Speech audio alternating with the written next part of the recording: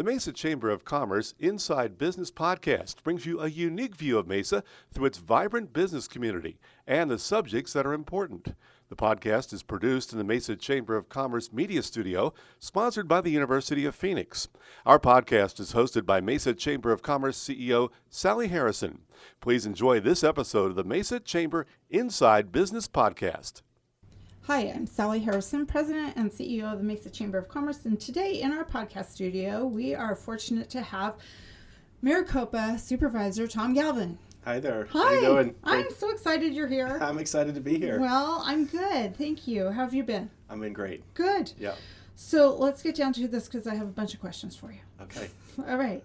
Talk about your district. Yes. I know it's big. How big is it? You got it. So I represent District 2 on the Maricopa County Board of Supervisors. There's 5 districts. District 2, which is the best district, of course. Of course it does. Encompasses a whole bunch of municipalities, unincorporated areas. So I represent virtually all of Mesa. I do represent all of Scottsdale, all of Carefree, all of Fountain Hills, the 2 Indian tribes, which are the Salt River Pima Indian Community and the Fort McDowell Yavapai Nation, the Arcadia region of Phoenix. Good Lord, it just goes on and No, on. let's just keep going. Tempe, you're north of University Yeah. Drive, so where ASU campus is located. And then all of the unincorporated parts of that district. Oh my So goodness. essentially my district lines stretch from Cave Creek to Gilbert. And how many constituents would that be? So we have 950,000 people in District 2, Gosh. which is actually a third larger than a congressional district. And this is just a testament to that Maricopa County has just grown over the years. Right. We live in one of the largest metropolitan areas in the whole country, and it's just a testament to the great job done by business and policymakers over the last few decades that people want to live here. That's huge. Yeah. Well, talk about the population in Maricopa County right now, because it continues to grow Right. too. So Maricopa County is 4.5 million people. It makes us the 4th largest county in the country. The only counties larger are Los Angeles County, Cook County in Illinois, and Harris County in Texas. Wow. But we are far and away better than them in so many other metrics. But population-wise, we're right there with Harris County in Texas. Okay. We've also been each year over the past decade, the fastest growing county in America, which is also a testament to our good I would say good policy regime. Right. And about 150 people move here every single day. Wow. Yeah. To Maricopa. To Maricopa County. That's crazy. Mm-hmm. So how is the power divided among the offices at the county? Right. So that's a great question. So people know about their sheriff. They know about their county attorney. Right. These are all elected positions in Maricopa County in addition to the Board of Supervisors. But what we also have is the assessor, the recorder, the treasurer. So when you go and record documents for your business, you're doing it at the recorder's office. Right. The treasurer, he's the one who collects property taxes. The assessor is the one who sends out that property notice valuation.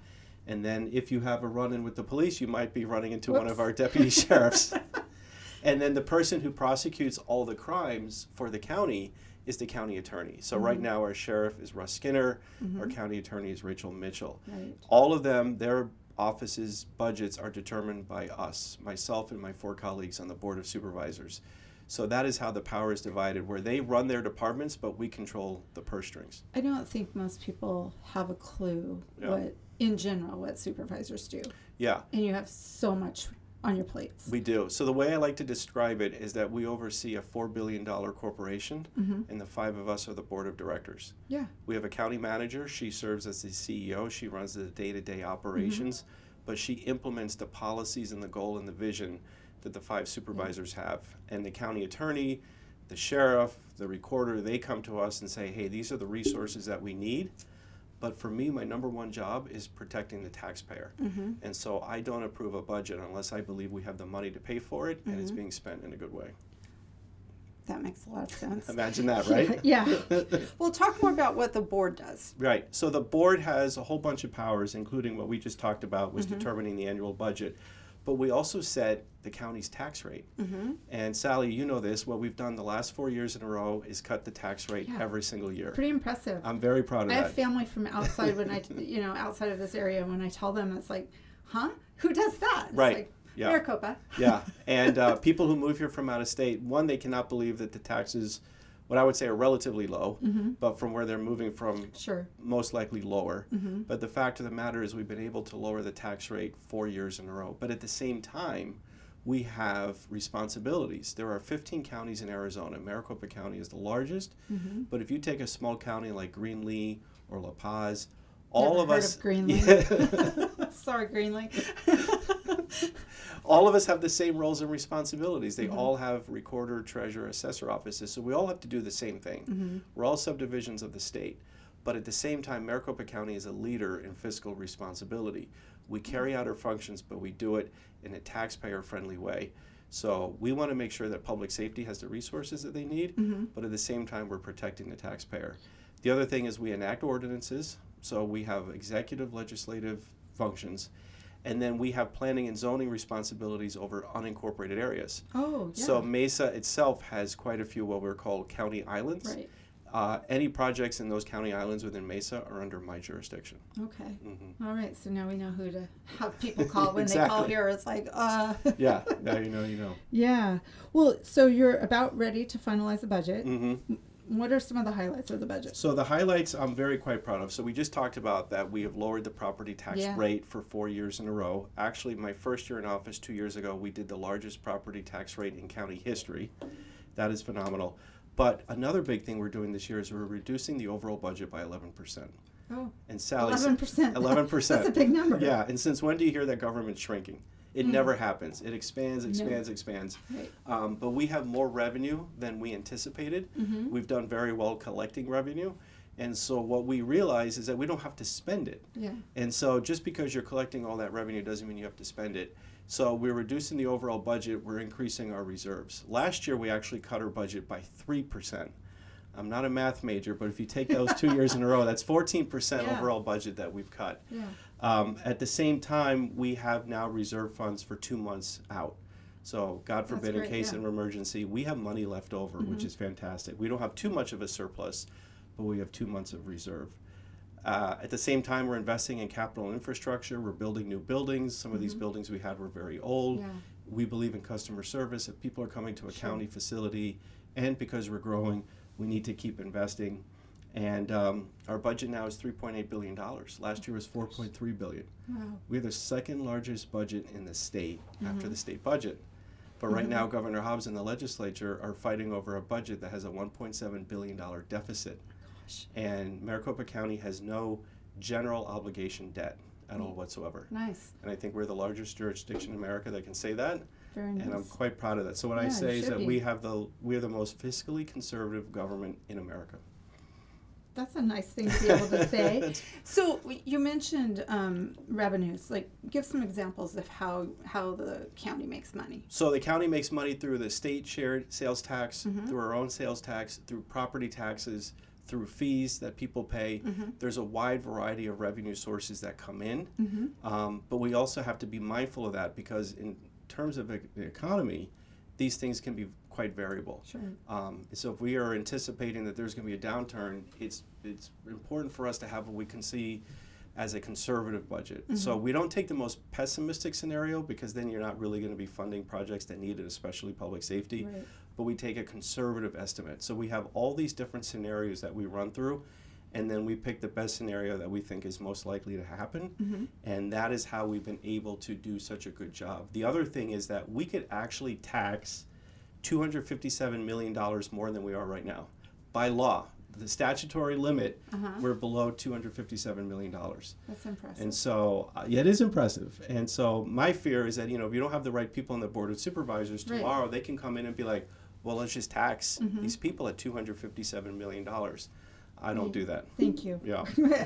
So obviously in Mesa, we are very excited about economic development. How important is economic development to you? It's tremendously important. The people, when I go out and talk about what the county does and what's important to me, I talk about 5 issues: economic development, water, transportation, housing, and public safety. And economic development, in many ways, is a tangible thing, but also an intangible thing. When we're recruiting for companies to come from across the country to come to Arizona, they have choices. They can go to Florida, they can go to Georgia, they can go to South Carolina or Texas. Why are they coming here? They're coming here because we have really good policymakers, and we have folks like you at the Mesa Chamber, and we have really good folks at the Mesa City Council who do a really good job of making this place conducive for business. We also have a good workforce. It's really important to make sure that we're training a workforce, either people coming out of high school, community college, vocational programs, or big universities like ASU. Companies are looking at workforce. Yeah. I have a background as a site selection consultant, so I know how important it is for companies to look at Mesa, to look at the East Valley and be like, you know what, we're going to put our business here, we're going to stay here. So I really want to be a partner with you and everyone else to make sure that companies are going to come here for the decades to come. We would love that. Yeah. Very, very important. Talk about key things that the board has done to improve and facilitate economic development. Yes, great question. A couple years ago, I was meeting with some home builders, just chatting about what's going on. And frankly, they brought to me some concerns that they had. And they said, hey, we had sat with the county about 10 or 12 years ago, went over some issues, and inevitably with government, things just kind of stray and kind of get off track. Sure. And they were talking to me about some things where it was demanded upon them to do things that were either expensive or costly or regulatory burdens. And I was like, you know what, time out. All right, let's pause here. What can I do to help? And what I did was I created 2 committees, ad hoc committees with the flood control district and an ad hoc committee with the transportation district.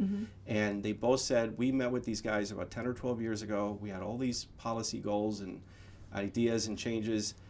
Let's do it all over again. And so what we did was we created these 2 committees, came up with ideas to better facilitate development, better facilitate economic development.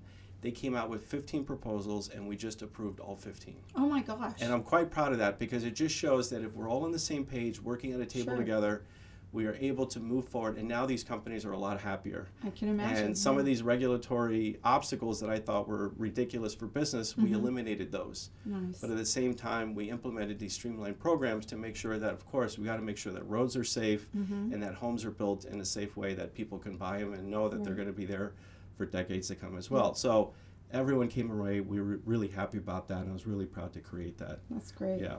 Well, I know public safety is a big issue for you. Talk about the importance of that as an issue in Maricopa County. It's absolutely important. I consider this public safety to be the #1 issue right now at this moment. When I talk to people out and about, this is the thing that people are concerned about. Well, we're close to the border. That's we're one close big to the thing, border, right? and the border is really affecting us. And people think, oh, well, we're not Nogales or we're not Yuma County. But this has affected Maricopa County and has been a tax on resources, especially with our sheriff's department. And at the same time, I talked to you earlier that we've been cutting the overall budget. At the same time, we are not going to do anything at the expense of public safety. Good. So Russ Skinner, the sheriff is there because the Board of Supervisors appointed him. And Rachel Mitchell is there because the Board of Supervisors appointed her. She was elected 2 years ago, but she originally was appointed by the board. That's another power that the board has, is that we fill vacancies. But filling those 2 positions have been the 2 most important votes that I've taken. And what we're doing now is we're telling Sheriff Skinner and County Attorney Mitchell, what are the resources you need? And what we did with her was we created a program called Focus on Fentanyl, where we are raising awareness with kids and young people about how dangerous fentanyl can be.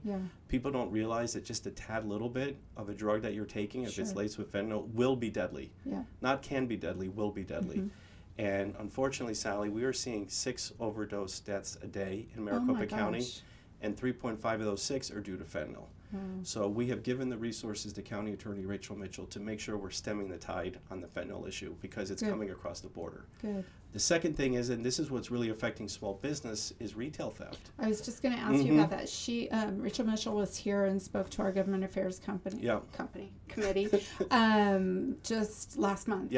And I think all of us sat with our jaws on the table because it was the pictures and the numbers were staggering. It's unbelievable. She one time had an event at a store as it was being robbed.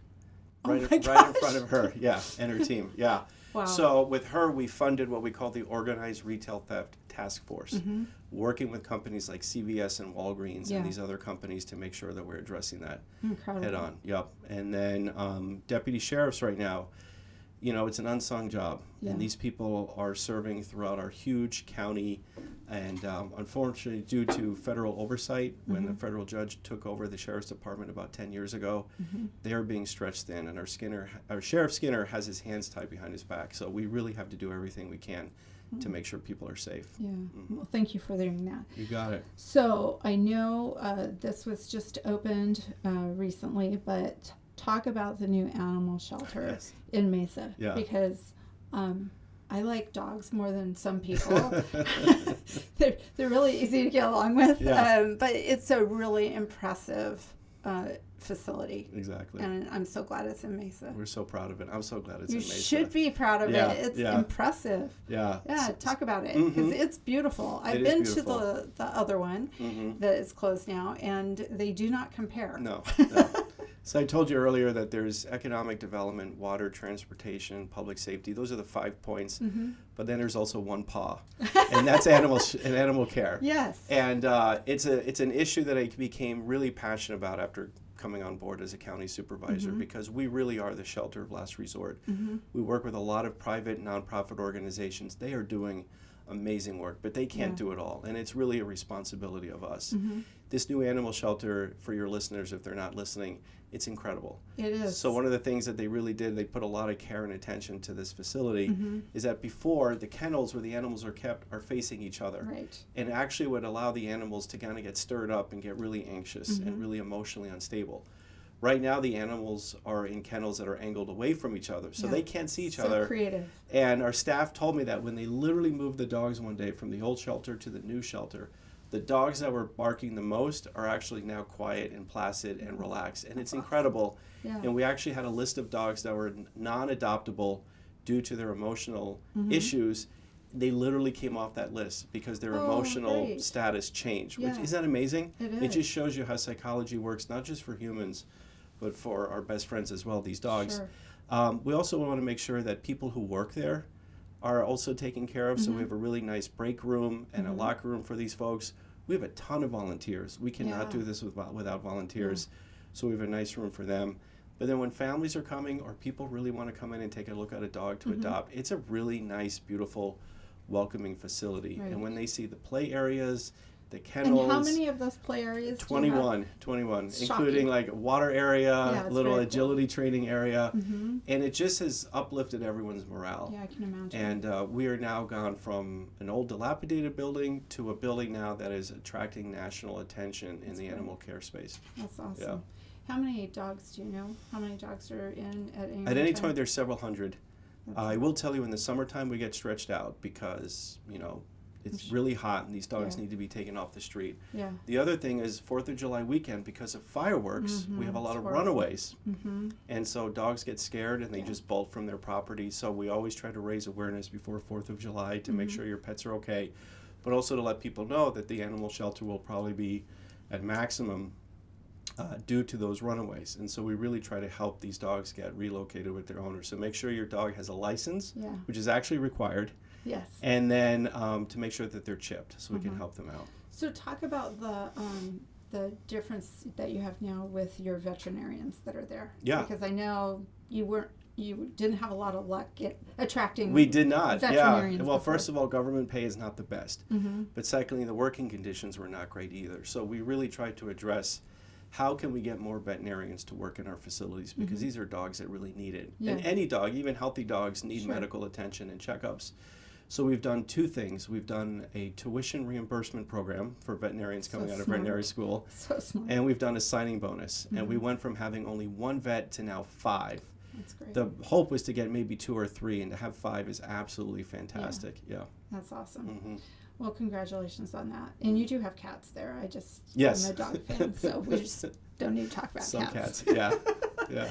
Okay, so we've talked about kind of the work that you're doing. Can we talk about one other thing? Can we talk about a campaign? Let's do it. Yeah. Yeah. So you're in campaign mode. I am. You and another friend of ours, who's currently a supervisor, Jack Sellers. Talk about your campaign. So the primary this year is on July 30th. I'm a Republican. I'm a conservative Republican and proud to be so.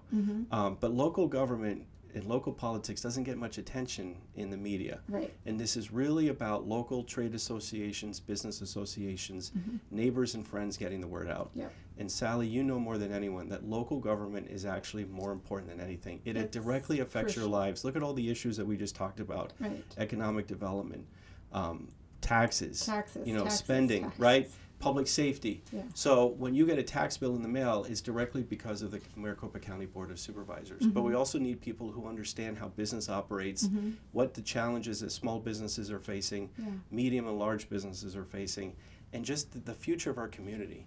I've been endorsed by every single police association in District 2. Congratulations. Thank you. This is the Arizona Police Association, the State Troopers, Mesa Police Association. I'm very proud of all of those law enforcement endorsements. I've also been endorsed by Mesa firefighters, professional firefighters of Arizona, because they know that I have a record of supporting public safety, supporting police, supporting fire, but also just in terms of what I plan for in the next 4 years.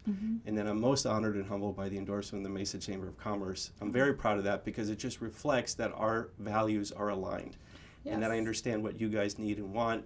And you and I have worked closely together over the last few years, and I look forward to continue doing so. Well, we appreciate that you have our business's best interest at heart, and all the other things that you talked about between transportation and taxes play into that. So thank you for that. So what's next? What's next is that people can help me out in my campaign. My campaign website is galvinaz.com. You can get information there on my priorities, my accomplishments. Also, there's a donate button, and I do need help. So if anyone's able to fundraise and help me out with $5, $20, $50, $100, it all adds up, and I'm appreciative for every single one. Awesome. Yeah.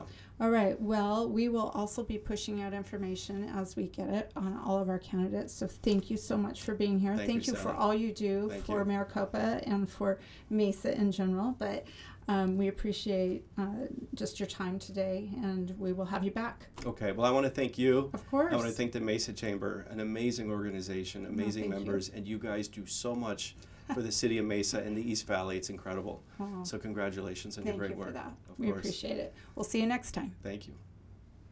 This has been a Mesa Chamber of Commerce Inside Business podcast. You can find all podcast episodes at iTunes, Spotify, or your own favorite podcast website. You can also find them online at mesachamber.org.